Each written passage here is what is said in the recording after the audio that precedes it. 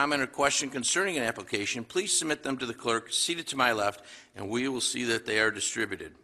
I would ask anyone that would like to address the board to come to the podium. Again, state your name and address, and I welcome whomever is going to be first tonight. Okay, I came running up first. Joe Caniello, 447 Creighton Lane. Mr. Supervisor, Town Board, and everyone else basically that's up here tonight, I want to commend you all. I was at the ribbon cutting for the opening of the Greece Police Station today, and as you were, I could never be more proud to be a resident of this town.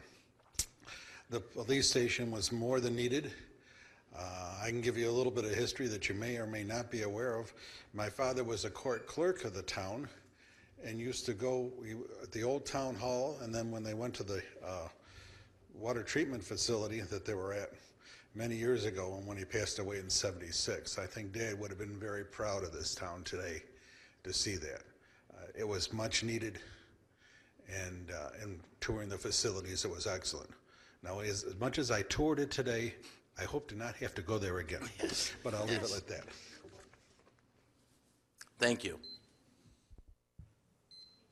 Sure.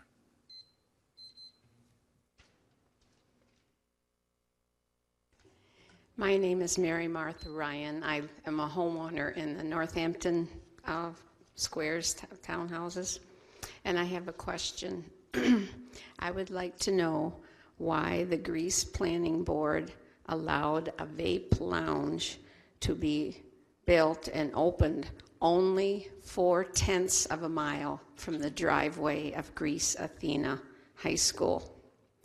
As a retired Greece Central teacher, it concerns me that students walking by, and the students in this area have to walk if you're a mile, less than a mile, so they're walking by my house all the time too. They might be tempted to try an e-cigarette.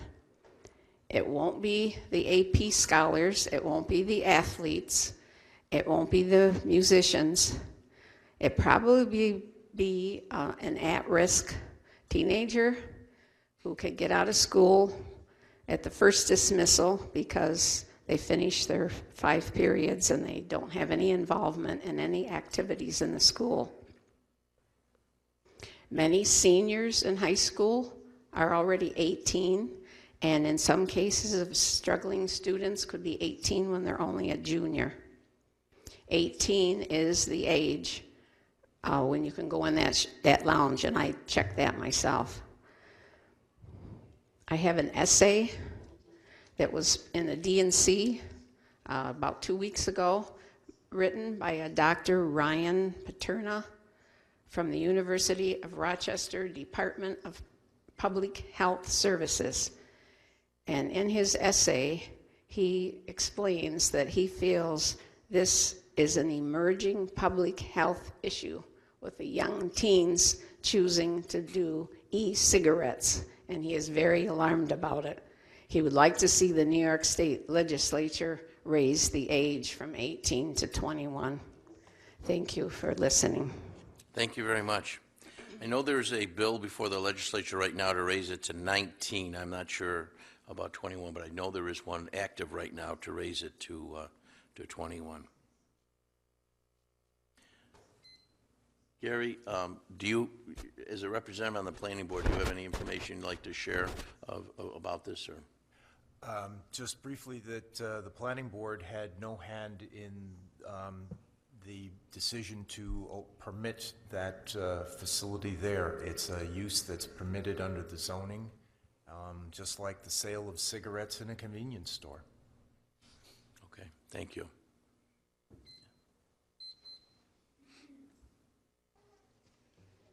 I usually don't do this, so I'm scared.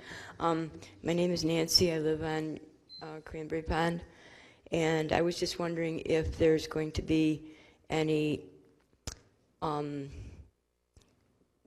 thing that's going to address for the residents the water situation and what's going on. I just wondered if there's going to be an opportunity for us to learn more about what's happening. Well, I can tell you there's a number of neighborhood meetings coming up with many of those community groups are along the lake shore, and I would invite you to get active or involved with those, because those are the meetings that a number of us attend. And certainly, we're doing all we can. It's a 248.8 as of the last reading. We are distributing sandbags. We're making sure the sewers still function despite the excess capacity that's been placed in those. We're also, matter of fact, we have the governor coming this week to meet again with us. This will be the second visit with this issue, and was here once with the wind issue. But I will tell you, I've spoken before the IJC and testified before the board. We've written letters to President Trump, to Senator Schumer and Gillibrand, who also forwarded a copy of their response to me, asking the IJC to lower the lake level. We've done a number of things on the legislative side, but most importantly, we're making sure that the neighbors that are now in need have what they need, whether it's sandbags, whether it's pumps to pump the streets to keep them passable, whatever is a type of assistance we can provide. We're doing all we can. We've brought the National Guard in. We've distributed over 100,000 sandbags, over 1 million pounds of sand. Whatever else we can do, we're going to do. We're going to be there for the residents. We've written letters to the SBA to see if there's some financial assistance that can be provided. I know some of the legislators are dealing with a bill right now that will provide assistance to municipalities. We're now looking to see what type of assistance we can provide to the homeowners. We've brought in the RV that will assist with insurance claims if you're denied. Now, the way it works is if you're denied, then you can file for the FEMA support, and that's what that van was here for. They are going to be returning to Greece. They haven't given us exact date yet, but in the next several days they will be here. So we're doing all we can. We discouraged the IJC to have the lake level at that point. We spoke strongly against it. When I was a member of the New York State Assembly, I was a member of a group of assembly members that represented the southern shore of Lake Ontario and sent a lot of correspondence to the IJC and others at the federal level to dissuade them from passing this plan.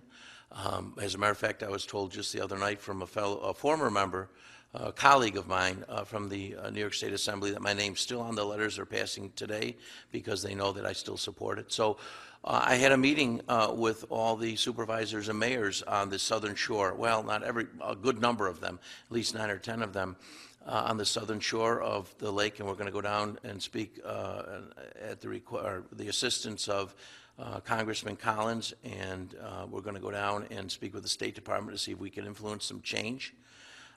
But this is something we've been battling for a long time. We knew that there would be difficulties, especially reaching an all-time 100-year high that we're at now, and it's climbing. I was down there today. I've been down there every day. I've been down there with DPW and many of our town employees, from the police department to the auxiliary and many others down there. Our town board members have been down there with me on a regular basis. There's not a day that goes by that I haven't visited to see what was needed and, helped people with whether it's sandbags or whatever is needed. We're there. This is when the local government is needed most, is when the citizens are in need. Just like the windstorm, just like the snowstorm, we're there for the flood. Unfortunately, I don't think this is short-lived. I think we'll be dealing with this hopefully we'll be done with it by the 4th of July, but nobody can predict. I just know that it's still climbing. And I met with an interaction with the spokesman for the IJC just about 2 weeks ago. I'm not pleased. I'm disappointed with their attitude on the whole situation, but we're going to keep whatever we can provide, whatever type of assistance we're going to. We've had 3 residents now that have had their power turned off in their home because of the water. We have some near Dewey Avenue that have actually fish swimming in their backyard. So this is pretty devastating, and we're going to do all we can within our means to help people to make sure they remain safe and that you can survive this situation that's occurring now. Thank you. I know there are some carp that are spawning in people's yards. Yes, this is the time of year when they do it, and that's what's happening. But you said something about some local, is this neighborhood associations up there that are? There's a variety of them. The meetings, we have one next on the 25th at Lakeview Community Church. That's the next one coming up, right? Okay. It's 7 o'clock. Okay. So I'll be there. When is that? It's 7 o'clock on the 25th at Lakeview Community Church, right on Long Pond, right near Edgemere Drive, that Okay, church that's there. probably my neighborhood. I will see you there. Okay, thanks. Yep. Thanks a lot. Yep. Anyone else? Yep. Charlie Ennis, retired senior citizen residing at 1022 Rumson Road. Human misery is prevalent sometimes, unfortunately, across international borders. I personally know a lifelong friend whose house is currently underwater in Laval, Quebec. Thousands and thousands of Canadians have been forced out of their homes. They not only have fish in their backyard, they have raging water that has swept away their homes. And in the province of Quebec, and to some extent the province of Ontario, it's a terrible thing, human misery, across international borders. The Canadian Army has been called in to help ameliorate the situation. A National Guard here in New York State has been called out. Perhaps more should be done in that regard in terms of the National Guard. And the Canadians are giving direct government subsidies to these unfortunate human beings that have been swept out of their homes. And they seem to have their act together, perhaps, and to some extent, better than we have our act together in terms of handling natural disasters of this magnitude. It's a terrible tragedy. It is a terrible natural catastrophe. I don't know whether it's related to global warming. I'm not a scientist, but it's something we have to be prepared for to face again. I have fish swimming in my backyard, but fortunately, it's Slater Creek in my backyard. I haven't jumped the bank yet. But perhaps there will come a time when I'll be talking to the DPW Commissioner, Mr. Kirk Morris, about that. Sandbags in my backyard, you just never know when it can happen. We have a lot of streams here in the town of Greece. We get our water, it flows up towards the lake from Gates. It's something perhaps the town might want to form a standing commission on in terms of the waterways, something at the local government level to address these problems. They're not going away. They can only, I think, accelerate in the future, whether it's problems on the lakes and the ponds and also the streams that we have in our communities. So that's something that perhaps the town could look at in those terms, to make the citizens more aware of the situation and take whatever action they can at a personal level, just as we can with zombie homes, which perhaps we're undercounting here in the town of Greece. Perhaps the citizens should be made more aware of what it does to the property base and how it affects their quality of life. I realize the town has a good law in that respect, certainly a lot better than it used to be addressing the situation, but there is always, always more work to be done in that regard, and it is a huge quality of life issue for the town, which I believe will be reassessed in the next couple of years. And of course, we don't want our tax base jeopardized by lake flooding or zombie homes or any other factors.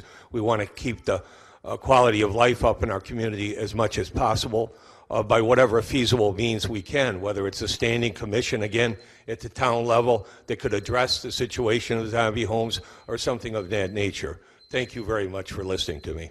Thank you, Charlie. I'd just like to pass on to you, perhaps you're not aware that our town has received an award from the state of New York for water management and doing an outstanding job in dealing with that, so much so that all the residents of the town of Greece currently receive a 10% discount on their flood insurance because of that accomplishment. And I will tell you, we are now moving toward being the only town in the state of New York that will be receiving a 15% discount, and that's something we've not yet achieved, but we're moving toward that. So once we receive that recognition, because of our dealing with the waters through our over 70 retention ponds in the town of Greece, not to mention Dushel's Basin, we take great pride in managing the water. The natural flow of the water, though, is from the south to the north to Lake Ontario, so we get the runoff from other towns, such as Gates. I will tell you that every project that is built, whether it's Kmart, Walmart, or Shopping Plaza, every project that is built, once it's approved, has to shed 30%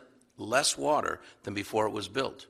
So every time there's a new development, it's not causing the water problem, it's actually helping to deal with water through retention ponds and other methods that they use. So, and one last thing as far as what we do, in helping those folks that are currently dealing with water challenges on our lake and our ponds.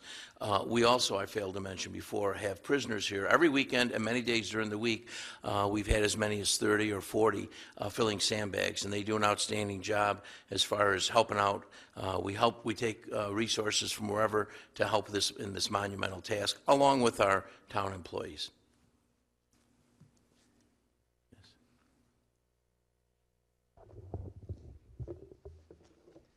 Good evening. My name's Gina DeBella. I'm the former chairperson of the Town of Greece Historic Preservation Commission, and I reside on Northwood Drive. May is Historic Preservation Month, a time when communities all across our country plan activities to highlight and celebrate historic preservation. In recognition of Preservation Month, I wanted to let you know about a grassroots preservation movement that's growing in Greece. And several of us are here tonight, over in the corner and over here. In January, we learned about a proposal in the works that could demolish the historic Hotel de May in North Greece for a 6-bay gas station, 4,800 square foot convenience store, and a Dunkin' Donuts on an already traffic congested corner. The proposed project would destroy the hamlet of North Greece, one of our town's last physical reminders of our past. In February, several members of the Greece and Rochester community formed a grassroots effort called Save the de May. Our goal is to prevent the demolition of the century-old tavern and inn and help to find a new and viable use for the building. We know the town has not received any applications for the proposed project, but at the same time, we don't want to wait until you do.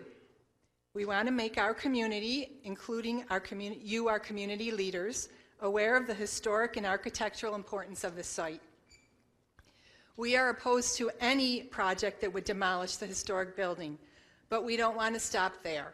We want to play an active role in helping the current or future owner explore other options that would retain the building. We have started a Facebook page called Save the de May that shares the history and significance of the building, so please check it out because I know a lot of you are on Facebook. As of today, that page has over 650 followers. Our steering committee is made up of former Historic Preservation Commission members, professionals in the fields of historic preservation, architecture, archaeology, local history and planning, historic property owners, and residents of Greece and the Rochester area. In March, we held a community meeting that was attended by more than 75 people and received great media coverage. Since no town board member attended the meeting, we would like the opportunity to share the information we shared with the community with all of you and other decision-making town boards. Because the fate of this property affects our entire town, its significance and potential for reuse is something you and your staff should learn about. So please contact us so we can set up a meeting and share this information with you. We sincerely hope that we can all work together to save and protect this historic landmark in our town. And I have some materials that I have enough for everybody here, and then my written comments for you. So Sure. If you can just pass it on to the clerk and she'll I'll give distribute it all that. to the clerk and Thank you, Gina. everyone on the board, even and the staff people. Sure. Hello, my name is Deborah Janowitz. I reside at Country Woods Lane off of Northwood Drive. Okay. And I had to pass the de May Hotel driving here. But first, let me just say, my husband and I have been, we've lived in Greece our whole life except for college. And for 9 years when we lived in Penfield, our first house was in Penfield.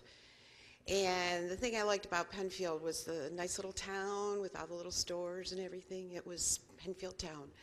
And when we needed a larger house because of our growing family, we decided to move back to Greece because we have such fond memories of living and growing up here.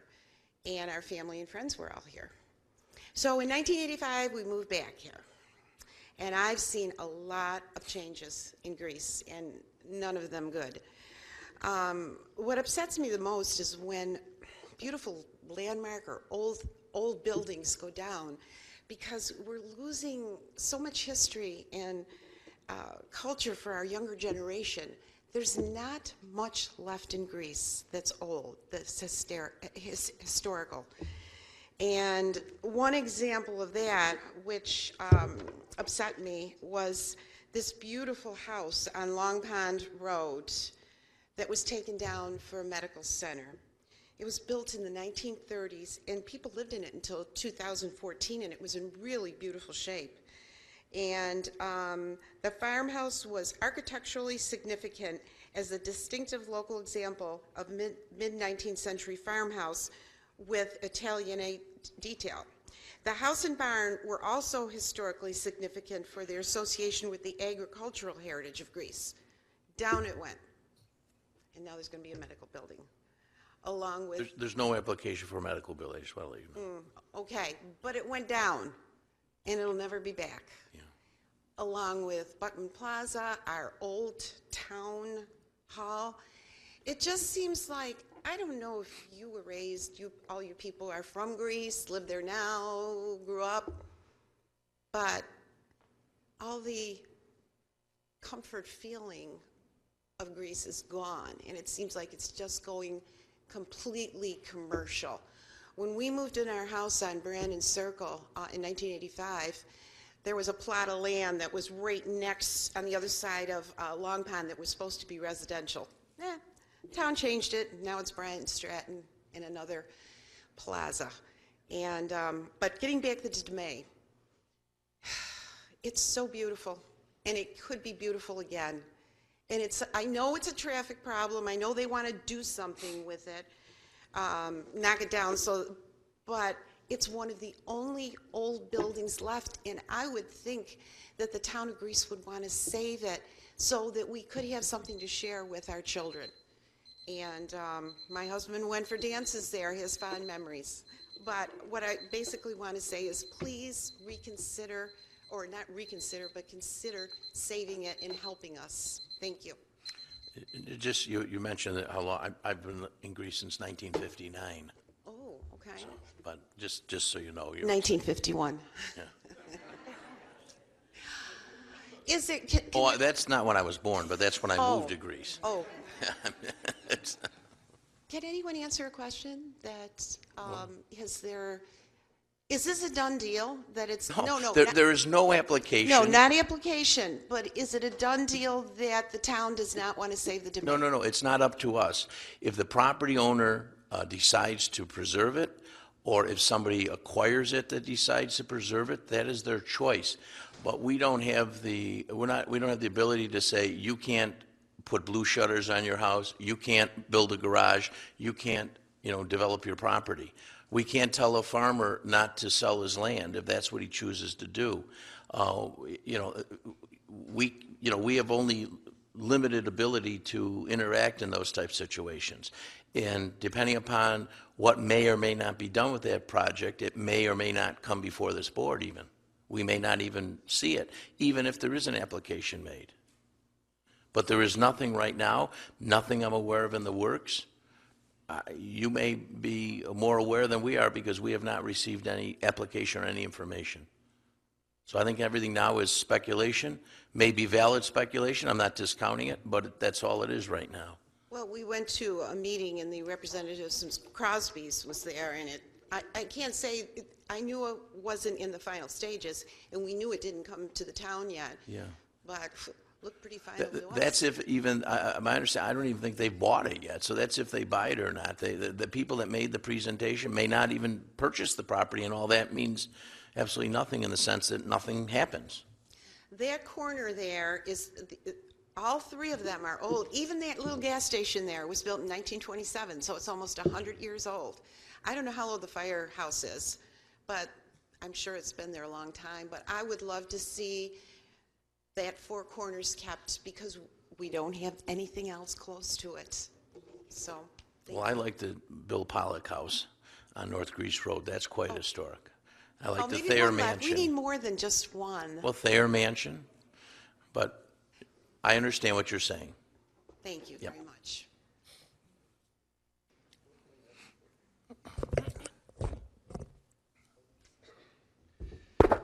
My name is Edward Gartz. I'm at 220 Orchard Creek Lane.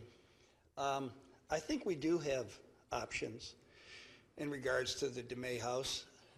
And I think one of the main issues that we've talked about as I've attended one of their meetings was that we start planning or start thinking about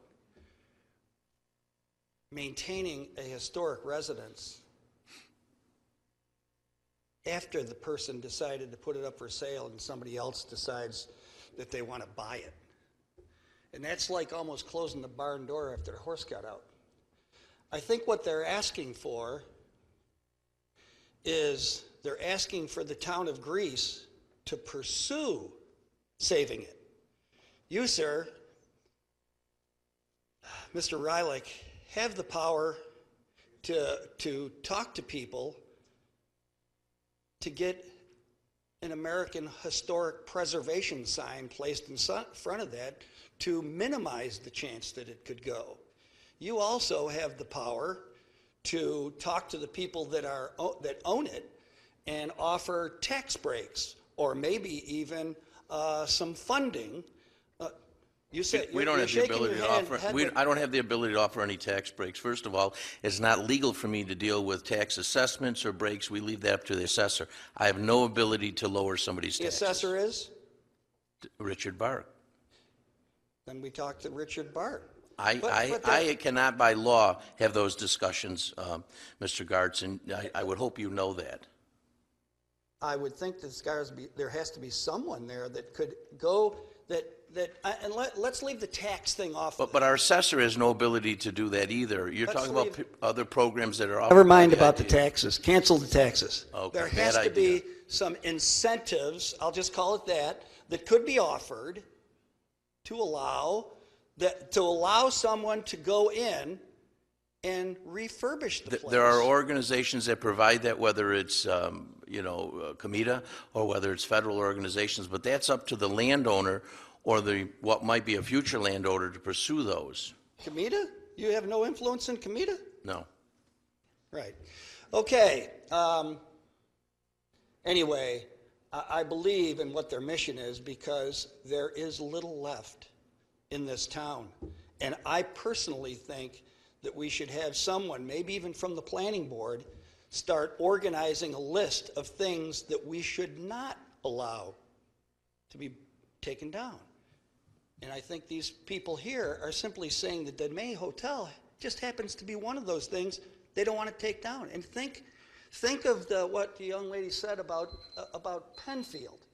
You talk about Penfield, please turn that off, that's distracting. Well, the time's up. Everyone I has a understand time that, limit. but we talked for a little bit, so you got to give me a few more seconds. They talked about the center of Penfield. Please turn that off, if you would, please. That's really bothering me. That's the I way have it works. I have a hearing If you problem. could summarize. So people in the town of Penfield have a center. What's our plan for a center in the town of Greece? I mean, there's beautiful areas in the town of Greece. Have we got anything? Is there any long-term plan? Thank you. Thank you, Mr. Gartz. I have a memory, and I remember when you came and protested against the development of the Gaborsi property, and then only 2 months ago came in here and praised it and said it was a wonderful project, and you were happy that it went forward. So, we're trying to weigh out your thought process, but at one point you were against it, now you're for it, and now you're against this. I don't know if Just you'll so be you for it. people know, he's talking about a developmental project that was over here on Ladder Road. What I was against was putting the houses too close to the back of the other houses and leaving a Mr. Gartz. huge opening. Mr. You Gartz, brought it up. your time Leave is a up. huge opening for a space so people could pull in on the next road. Your time is up. The two don't even match. Thank you very much for your points. Apples and oranges. Nice try, though. Thank you. Good evening. Hello. My name is Cynthia Hauk. I'm on the professional staff of the Landmark Society of Western New York. We're based in Rochester, and we do preservation planning in a 9-county area. And we were delighted that in the 1990s we worked with the town of Greece and did an inventory of what were the 100 most important sites in Greece. There were actually over 500 such sites, but the funding for the project really allowed just 100. And one of those was the DeMay Hotel in North Greece. And that is certainly a very important building. It anchors that Four Corners. It does give a lot of character We know with historic preservation planning, you combine new uses as well as older buildings. It isn't just all one or the other, but it's always asking the question of what are all the potentials that you can do for a project. Certainly the DeMay Hotel, which is eligible for the National Register of Historic Places. If an owner wished to list it, it's up to the owner. We would be very happy to work with anyone interested, and we are working with the citizens to talk about the possibilities. Some of the, there's an investment tax credit program for developing that, again, as an income-producing property where an owner could get credit for 40% of their costs for repairing the building. That's a great incentive. Even if an owner isn't interested in history or architecture, they're usually interested in economic incentives. So there have been other buildings in much greater disrepair, one in Piffard, New York. Tillman's Inn is over in Childs. The former Richardson's Canal House Inn in Parrington. These were all in much, much more serious disrepair, and the community had basically thought that they were beyond hope, and they've all been repaired. They're contributing to the economic base. They make up a very visual component. In fact, they draw visitors and they draw patrons to that community where there really wasn't a draw like that before. And certainly the North Greece hamlet is your one surviving hamlet that still has many of its historic buildings and has some character. So the Landmark Society, we are completely advisory. We have no legislative authority, but we have a lot of experience and would be delighted to talk to any current or future owner to let them know the broader possibilities. Certainly the tax reform is something that is usually not an option, but in repairing the building, there's significant tax credits. And this is a really important building for the whole Greece community in western Monroe County. It's unique. It is the only such hotel left really like this in the county. There were others, but sadly they too have been demolished. So we're applauding the citizens' interest. We hope that the board and the staff also have similar interests, and we would be very pleased to talk to any of the developers or current or future owners who might be interested in knowing more about the economic incentives that an opportunity like this provides. Thank you. Thank you very much. They did a great job with Tillman's, I want to tell you that. Yes. Anyone else? And it's close to the road, too. Yes, it is. Anyone else? Okay. This time I'd like to close the public forum and move on to our first public hearing this evening. I now declare open the public hearing to consider the town's proposed community development block grant programs and projects for 2017. Publication of notice in the Greece Post on Thursday, April 27, 2017, to consider the town's proposed community development block grant programs and projects for the 2017 program year, August 1, 2017 through July 31, 2018, has been received. This time I'd like to recognize John Caterino of the Town of Greece Development Department and ask that you please, you're already there. Boy, you are ahead of the curve. Welcome. Well, thank you, Mr. Supervisor, and good evening to yourself, the town board, and residents of the town of Greece. The purpose of this evening's public hearing is to provide Greece residents with the opportunity to hear and comment upon the proposed activities and fund allocations that constitute the town's preliminary 2017 Community Development Block Grant Program, also known as CDBG. The public notice regarding the availability of CDBG funds in the first public hearing appeared in the Greece Post on May 4th of this year, giving opportunity for residents to provide their comments and thereby participate in the program. For the town's 2017 program year, which begins on August 1st of this year and ends on July 31st of 2018, the town of Greece anticipates receiving an estimated $395,839 in CDBG funds from the United States Department of Housing and Urban Development, also known as HUD. HUD has not yet notified the town what our 2017 allocation will be, so the town is proceeding at this time with an estimated total allocation that is the same amount as our 2016 program year, that being $395,839. Typically, allocations from year to year are similar, but a little less than previous years. When HUD notifies the town of the official amount of the allocation, we will adjust the total and the amounts of each program and project to reflect any changes. The following activity and fund allocations are proposed for Greece's preliminary program. The first program is the Greece Residential Improvement Program, also known as GRIP, which will receive $170,000. GRIP is an ongoing housing improvement program which provides grants of up to $4,800 to about 40 low and moderate income Greece homeowners for rehabilitation of single-family owner-occupied homes. Grants will pay for only essential rehabilitation projects such as health and safety repairs, accessibility improvements, structural and major system repairs, and energy conservation upgrades. The second program is the Public Works Improvement Program, which will receive $145,000. This project consists of improvements of residential streets located within one of Greece's community development target areas. For this program year, Almay Road and Wilmay Road have been selected. Improvements will consist of upgrading the condition of roadways, including gutters and sidewalks alongside both roads. The third program is the Elder Care Program, which will receive $40,000. This activity, which is administered by the town's Community and Senior Center, provides assessment and support services such as transportation to frail and isolated persons age 65 and older. The program is designed to promote independence and extend the time that our elderly residents can continue to live in their homes. The fourth program is the Home Safe Program, which will receive $10,000. The allocation of the block grant funds will enable Lifespan of Greater Rochester Incorporated to provide safety assessments and minor home modifications for approximately 50 homes occupied by owners in the town who are age 62 and older. And then the final allocation will be to the general administration of the CDBG program, which will be $30,839. These costs include salary, office, legal notice, and auditing expenses related to the administration of the town's community development block grant program. And at this point, I'd like to field any questions. I would invite you to have a seat, and we'll invite the public up. If anyone has any concerns, they can address them to the board. When we hear from everybody, if there are folks that have questions, then I'll invite you back up to answer those questions, okay? This time, is anyone in the audience would like to address this this hearing on the grants? No? There being no speakers, I'll open up the comments or questions from the town board at this time. John, excuse me, John, can you tell me how many years have we applied for and received? This would be the town's 43rd program year, Councilman Granville. And every year, we've been able to take some money in this grant program and help people? Correct. And approximately how many homes get aided in a year? It's going to vary from year to year depending on the allocation, but the recently finished program year for the 2015-2016 year, we were able to assist 400 properties. Wow. Now, that number doesn't include the number of properties that are impacted by the work done by Commissioner Morris in the road improvement program, because how do you define what's being assisted? Is it the number of properties on the street, or is it the overall area? Impressive work, thank you. Okay, very thorough. I now declare this public hearing closed. Councilman Berry.